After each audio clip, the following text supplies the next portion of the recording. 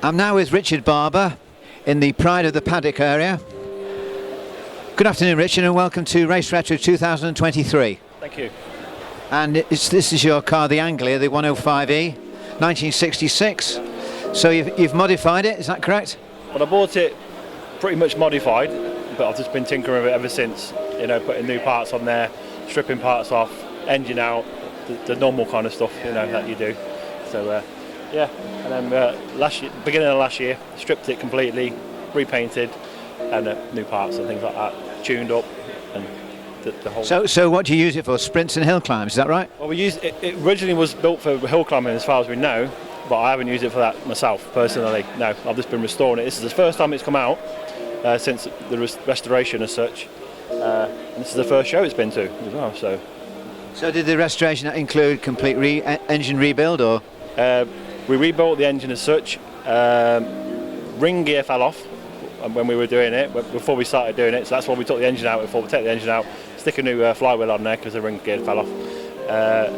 Painted the engine, just cleaned it up, things like that. New alternator on there, new radiator, hoses, you know, things like that. So not a massive amount of work to the engine itself because it runs fine. So you know, don't fix it if it's not broke as such. And it's the actual 105E. Is that the 997 then? Originally 997, now it's the 1600 Crossflow.